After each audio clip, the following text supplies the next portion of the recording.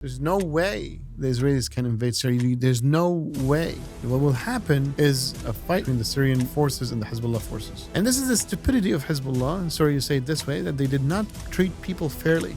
Sadly, Hezbollah does not have much choice. The U.S. continue to exert pressure through the Lebanese army until they crack. Assalamu alaikum. Welcome to I3 Pulse. Today, is the U.S. control over the Middle East collapsing as France breaks ranks to recognize a Palestinian state? And in unprecedented news, Israel and Syria had talks for the first time in 25 years. What do they really want? And with the Gaza ceasefire in ruins, has Trump's promise to end wars become his greatest Middle East failure? And guys, based on our stats, only 7% of viewers are current subscribers. So help us out by subscribing, and we promise to reciprocate and keep continuing with great content. All right, Sheikh, assalamu alaikum, how are you? So Sheikh, last episode you mentioned that Jolani was in control. Now we see that the Druze leader Hikmet al-Hijri has announced an autonomous zone under Israeli control. Does this mean that the previous analysis was wrong? Well, it's control of the Bedouin militias, not control of Syria. I mean, you need to understand Syria is really defenseless. Like the Israelis come in every day and smash whatever they want to smash and kill and murder and assassinate. So definitely he's not in control from a political perspective, but he's in control of the Sunnis, and he's control of the Sunni Bedouin tribes. Yes, that's what we said. So it's not in general. In terms of the Druze faction, which is al-Hijri and his militias, definitely they are fully allied with the Israelis, and the Israelis are taking this opportunity to expand their geography through this proxy state, and the goal is to have like a fully autonomous region, at least, if not fully independent state that relies upon Israel for protection. And one of his close allies spoke on the Israeli news channels and specifically said, we would like to be in a confederation, right? And be a province or a confederate autonomous state within the greater Israel. So they're pretty clear about it. Now, what's more likely, them being autonomous, like similar to the Kurds in Iraq, like within Syria, though specifically, or them being autonomous but under greater Israel? It doesn't really matter. It's a matter of time. It's the same thing. You see, in politics, like who has control, right? Like, is it the label? It doesn't really matter. At the end of the day, if this region is autonomous, it relies fully on Israel, right? Like just today, basically, not even today, just an hour ago, I think several Israeli helicopters, descended on the 15th Division airbase in Sweda, and they gave lots of weapons and aid to the Hijri's militias. So yeah. Now, with all this happening, like if the Druze are doing this, are the Kurds next to announce autonomous zone in Syria? No. Because the Kurds is a Turkish issue, and Turkey will never allow it. And as I said before, there's a U.S.-Turkish understanding that a Kurdish autonomous region will not happen, at least now, right? So it's a threat for Turkey. So, and the Turks were very clear that if there's any even steps toward an autonomous Kurdish state within Syria, they will invade, right? So it's a little bit different dynamic, but at the end of the day, there is what we can call a pseudo-autonomous area for the Kurds. Yeah. Once again, we see a conflicting message between what Israel wants and what America wants on a public standpoint, right? So, for example, Netanyahu threatened to invade Syria recently, while the U.S. are mediating peace talks between these two countries. So, will we see a possibility of a repeat of what happened in Iran, where Israel just gets out of control while there are peace talks happening? The Israelis do not have any capacity to invade anything. Like Lebanon is a small, tiny piece of land. Okay, it's like maybe 1/20th of Syria, right? I don't have the exact numbers on me, and the south part of Lebanon is maybe the thinnest and the smallest. They can't invade that. So this is just public talk, basically. This is like macho talk from Netanyahu, right? They cannot invade Syria. Period. The Israeli military doctrine is Air Force based. They don't have the land forces to be able to invade. They can't even invade. They can't even invade Gaza. Like, you need to understand. Like, this is so funny. Like, the Israelis cannot even invade Gaza and take control of Gaza. They can't. You know what's a Gaza? Gaza is like a tiny piece compared to Lebanon, and Lebanon is a tiny piece compared to Syria.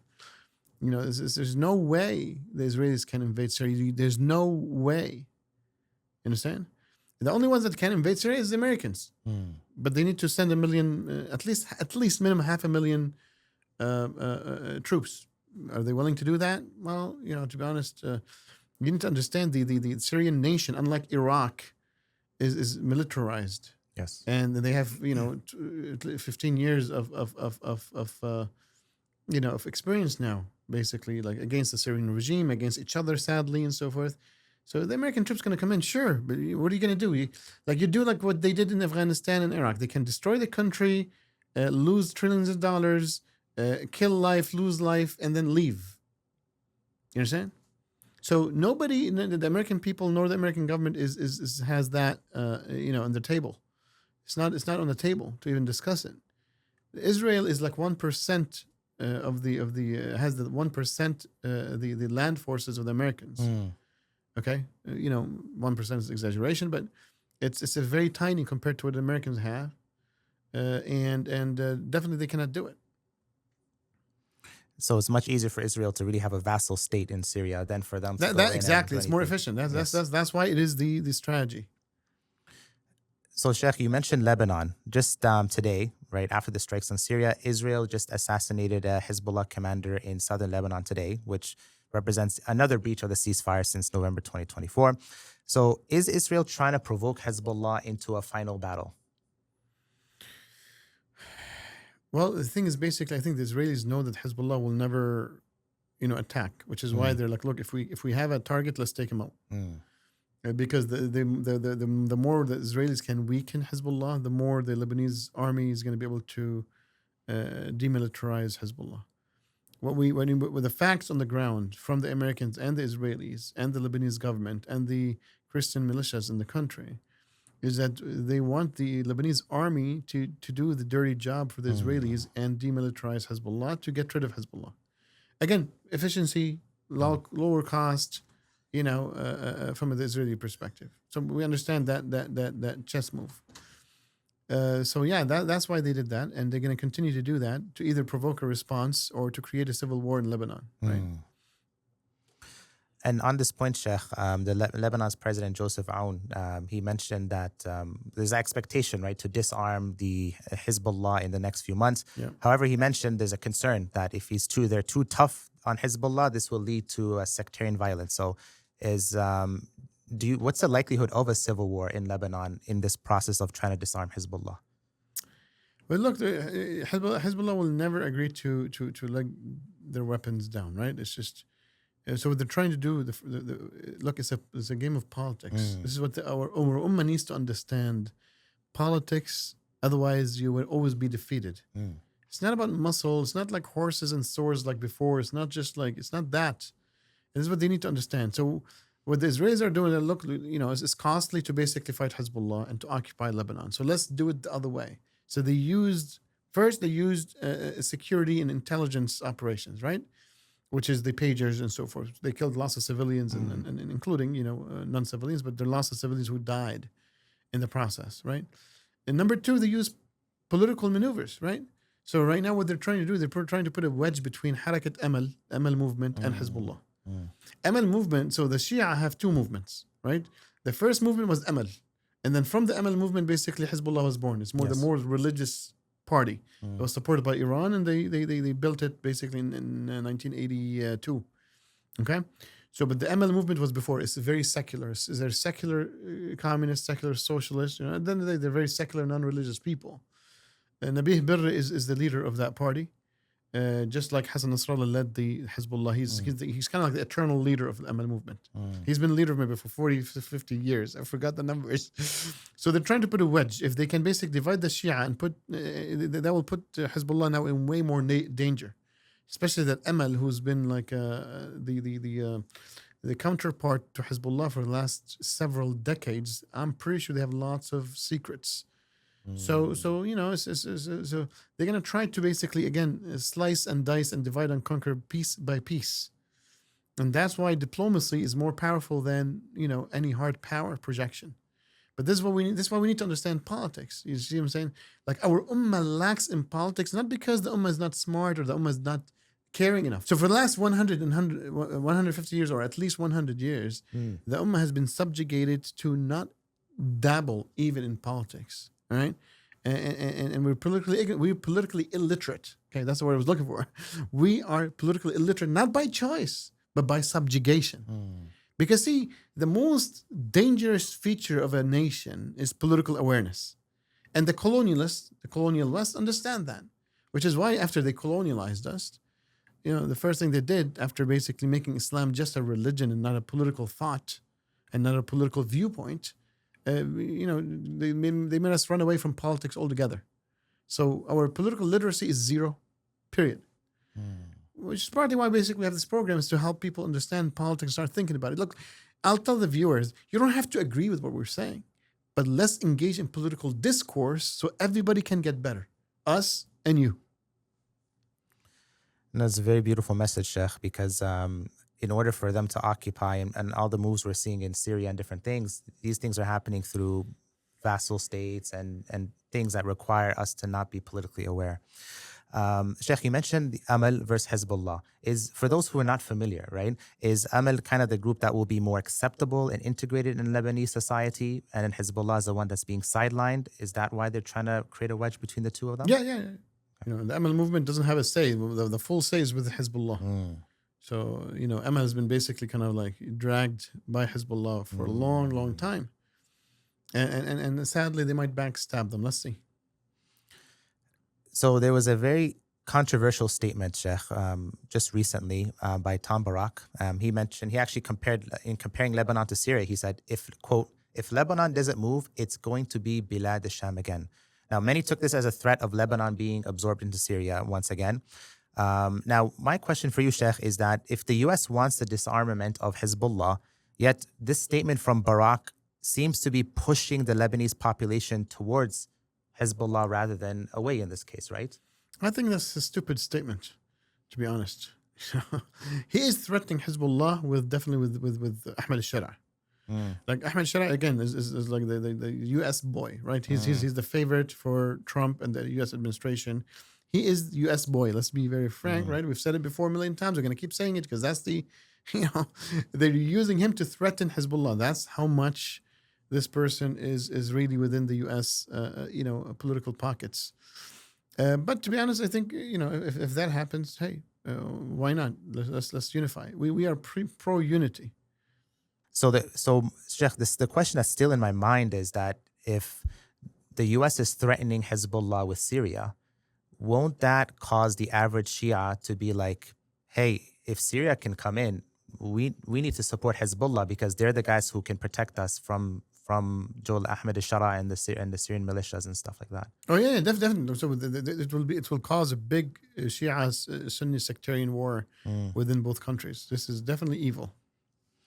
Now, with this turmoil that's happening in Syria, at least with the south and all the things that have been developing, how can this impact Lebanon? Like, do you see there's a likelihood of Sunni militias entering into the Frad? Look, let me tell you something.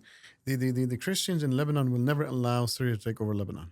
So that's what I'm saying. That's why I laughed at the statement. Like, to be honest, like my assessment is this will not happen. What will happen is maybe a fight will arose on the border between the Syrian forces and the Hezbollah forces. So that might happen. So there might be skirmishes or like a limited war between Hezbollah and the Syrian army or the Syrian security forces. But to be honest, like Hezbollah is way more like has more capability. But look, if this happens, it's sadly both sides will lose. And so we need to see. At the end of the day, Hezbollah has no choice except to, if you put anything on the corner, any animal, and their lives are threatened, they're just going to fight till the end, right? So now Hezbollah is facing seems to be a tough future, right? Like the choice between letting go of their arms, right, and their weapons, and becoming a political group, or fighting to remain relevant? What No, are no, those look, options? there's no such thing. If they lose their weapons, they will be isolated. Because the amount of enemies they have in Lebanon, everybody's gonna jump on them, just like fully. And this is the stupidity of Hezbollah. Sorry to say it this way, that they did not treat people fairly, especially the Sunnis. If they, I still remember maybe 20 years ago, Naim Qasim, who's the current Secretary General of Hezbollah, says, "سنحتضن السنة." In translation, it says, we will, give the Sunnis a big hug and treat them as brothers. And that did not happen. It did not happen. So they had like half of the Christians under the Tayyar al-Mustaqbal, which is it's called the Future Movement, as a political party, as their allies, and they betrayed them right now just recently.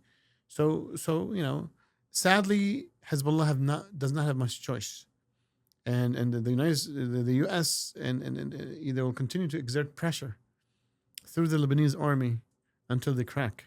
So we'll see what happens. Basically, we need to notice, but the Hezbollah will not agree to let go of their weapons because they know it's political suicide from their perspective. It's a political suicide. And the other Lebanese factions know that they don't want to get into a fight with Hezbollah. If they do, the Israelis will help from the back and from the top, from the air and from the south. If the Syrian forces also go against Hezbollah, it'll be so Hezbollah. There's the saying basically you're between a hard place and a rock, or rock and a hard place. Hezbollah is between four hard places. So Israel, Syrians, the Lebanese army, and the Christian militias. It's just they're in a very tough position. So, Sheikh, just recent news, actually, just today, pivoting to Gaza. Trump just stated that Hamas pulled out of the ceasefire negotiations and actually said, "I think they want to die," end quote. And he also said that they know what's going to happen once we get the final hostages and that they don't want to make a deal because of that. So my question to you is, what will happen after Israel gets the last hostages? What is he saying here? So we said many times that there's a friction or at least disagreement between the Israelis and the United States on pushing or ethnic cleansing, really, from that perspective, or transfer, or pushing out the people of Gaza outside Gaza into Egypt. That was the only disagreement. It's a tactical disagreement. But I think they're on the same page that basically they need to dismantle Hamas fully. And again, they were trying to do it from a political perspective. And it seems Hamas realized it, and that's why we said October 7th was facilitated. The Israelis knew about it, and they allowed it to happen. I'm not saying the Israelis made it. No, it was basically, let's say, a plan from within Hamas and so forth. Probably maybe supported by the Egyptians and the Iranians even. Sadly, they tricked them, but they don't understand. This is the problem. They don't understand politics. So they got themselves into a place where now they realize, like, oh, we're screwed. But the Americans and the Israelis are adamant at eliminating Hamas. It's what it seems like. The United States is playing the good cop, and the Israelis are the bad cop. But that's what's happening.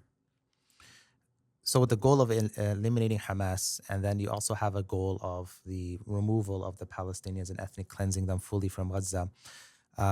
Which one is more likely to happen, or both? No. So the ethnic cleansing will happen bit by bit, because it's not nice to make it look like that, right? So it's sad to be sarcastic. I'm so sarcastic, but what's going to happen is that the international community, the United States and the Europeans, and they're okay with ethnic cleansing as long as it doesn't really like make a big media issue. So they're okay with that bit by bit, and it was I think even Trump spoke about it bit by bit, no problem. So they forced their point of view upon the Israeli government, and that's why it's going to take time. The Israelis have a goal to occupy Gaza fully and to get the Palestinians out of Gaza. Period. This is a goal. They need to accomplish it today, tomorrow, next year, the year after, next decade. They're going to continue to pursue it. It's a national interest of the Israelis. And so that's why basically right now the focus is to eliminate Hamas fully, both from the military and the political side of the story, and give Gaza to the PLO, to Fatah, and at least as a first step before they continue their project of ethnic cleansing. So, Sheikh, speaking of the Europeans, pretty interesting news that President Macron from France has announced plans to recognize the Palestinian state at the UN after some time, by September, I believe. So my question to you, Sheikh, it's been 2 years since the genocide. Why is France making this move now, and could there be any ulterior motives here? Yeah, look, it could be like they're part of the negotiation, trying to help, so trying to basically again seem to be the good guy and trying to gain trust. But like these promises have been there for a long time, so and if it does happen, maybe because there is some French-Israeli tension, and they're trying to put more pressure. But I see it as just to be honest, probably for public consumption. Mm. Don't forget the European people are more pro-Palestinian. Yeah. So they have to basically kind of appease their public. So this is probably for public consumption, to be honest. I'll take it with a grain of salt. So France, Sheikh, as a nuclear armed state, right, making such a stance, right?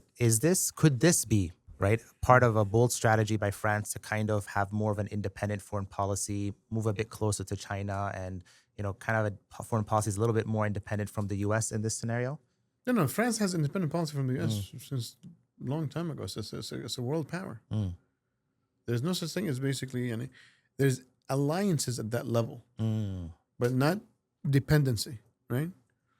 Even the UK, for example, which is like kind of the little puppy for the United States, they still have independent foreign policy. Mm. So we don't say that they're trying to be independent. They are independent, okay? But is their foreign policy tied due to an alliance with the United States? There isn't any. Yeah, so they don't have leverage. That's why Trump made fun of them. It's like they don't have leverage, right? Yeah. Until the France can gain the trust of the whole European Union to unify and to face the United States, they'll continue to be irrelevant. Not dependent, but irrelevant.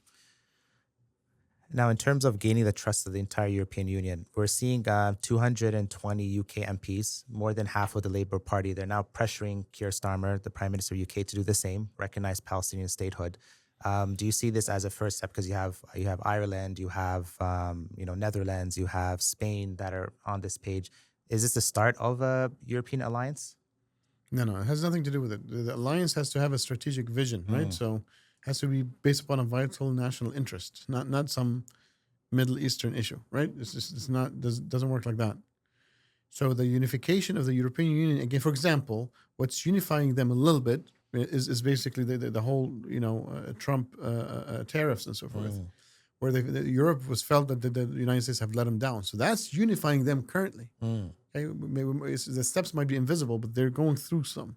Are they going to succeed? A different story. We need to see the outcome of that. But they are. That moves them because it's national vital interest. Gaza, who the heck cares about it? Right?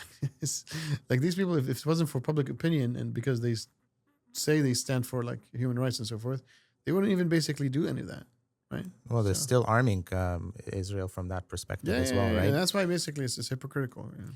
So, Sheikh, drawing this podcast to a close, over the past 2 years, we've been seeing right now, especially after this whole genocide and during this genocide, a takeover of Gaza, an increased takeover of the West Bank. We saw what happened in southern Lebanon, right? And then also the Golan Heights and a bit more, and now Suwaida. The question here, Sheikh, is America seems to have this inability to restrain Israel from their expansion. And people right now online are talking about how this shows a massive failure on Trump's part, who promised to end all wars. So is Trump capitulating to Israel, or is this part of a plan that Trump also is aligned to? Oh, no, definitely. There's no such thing as capitulation of the United States in front of Israel. We said a million times that Israelis are dependent upon the United States. So it's definitely an alliance. As I said, basically, it's more of a good cup, bad cup. It's a good cup, bad cup, and that's what it is. And sometimes it's not about alignment. Sometimes basically, okay, look, sometimes we because it's an important matter for us, we think that the other countries and the world powers care about it. Sometimes just like the United States doesn't matter, doesn't care. You know what I'm saying? Like the Israelis want something, like, okay, do it, whatever. It's just, there's no interest really. Like, what is the interest of the United States if the Israelis basically control the Druze areas or not? It doesn't matter. It's like, okay, go do it. It's not a big deal. See what I'm saying? Okay, Sheikh. Not every single thing means that this an interest of the world powers. Many local things basically might not be. So like, okay, whatever. Sheikh, you see that the U.S. still has this support of Ahmed Shara. They have all their plans. They're propping up their guys in this region. Wouldn't it be counterproductive for them to just let Israel just create a mess in the Middle East? No. First of all, there's no mess if things are under control, right? Things like even Tom Barrack announced things are de-escalated, so it's fine. Number two is basically like when a world power have multiple proxies within a specific region, they don't mind that these proxies basically go and compete against each other. Within as long as the interest of the world power is not endangered and secured by everybody, go ahead, like knock yourself out. And this happened between Iraq and Iran, and happened multiple times in different areas and different regions. You see what I'm saying? Like the biggest example was the Israel-Iranian, the latest limited war that happened. Yeah, 12-day war. And Mr. Trump specifically said what he says. He says let them knock each other out. It was like two school kids. Let them fight. They'll get tired and they'll sit after. You see what I'm saying? Like this is how the world powers thinks many times. And the regional powers, they know their limits, so they will always try to secure the world powers' interest. So as long as they all do that, let them just, whatever. It's not a big deal. Now, final message. They want to fight for like a little piece of land, a little river. That little river or piece of land might be very important for the regional power, but it's like the United States doesn't even care about it. Who cares about basically like a 10 by 10 kilometer area in some like obscure desert? It just like doesn't matter. They have way bigger fish to catch. See what I'm saying? And so where would, in this scenario, then the U.S.'s red lines be in this case, right? Because there's a limit to how much the U.S. doesn't care. There's certain things they do care so the about. red lines is basically, and they said it, the red lines do not kill Ahmed al-Shara. Don't invade Damascus and take that over. Don't take a portion of don't try to basically, destabilize the whole country. These are red lines. You see what I'm saying? And how about with Gaza and Palestine? Is there any red lines for them? Yeah, we've been speaking about it for the last 3 months. The red line is do not push the Gazans to leave to Egypt. That's a red line. Okay, Sheikh. And the other red line is don't kill too much people at the same time. They're like bit by bit, no problem. But don't go and like kill, And they said it one time. It's like, bro, you can't go kill like 30, like a couple thousand people a day. Can do like 50, 100. It's so disgusting. I'm so sorry, guys. Yeah. But this is the nastiness of the international, order today. And Sheikh, in these scenarios, like you don't know whether to laugh or to cry because it's just become so absurd. So what's your final message? What's your message to the viewer in this scenario who's like, we're a bunch of small countries fighting over small things? We're speaking to our Muslim audience. Our Muslim audience. Look, we need to learn politics because you can't play... When a person playing chess, you can't go physically knock somebody out, the other player out. You need to move the pieces. This is how the world is today. You need to understand diplomacy and politics and political maneuvers. And if everything for everybody is just like knock him out, get a horse and a sword. Sadly, things don't work like that anymore. Okay, we're living in a world that is run, with international agencies and international organizations and there's weapons of mass destruction. Diplomacy is number one. So and to be a diplomat and to learn how to do diplomacy, you need to understand politics. You see what I'm saying? And as I said, because sadly we're not a literate nation in politics, we have to grow bit by bit. Don't be too overly critical. Don't be overly like, I disagree with that. Well, listen to the other side. Try to understand the other perspective. Try to, it's like when we say in maths, 1 + 1 = 2. Well, in politics, try to understand interests. What is the interest of this player? What is the strategic interest? And there's layers of interest. There's vital interest, and there's secondary interest, and so forth. And there's interest in the periphery, and so forth.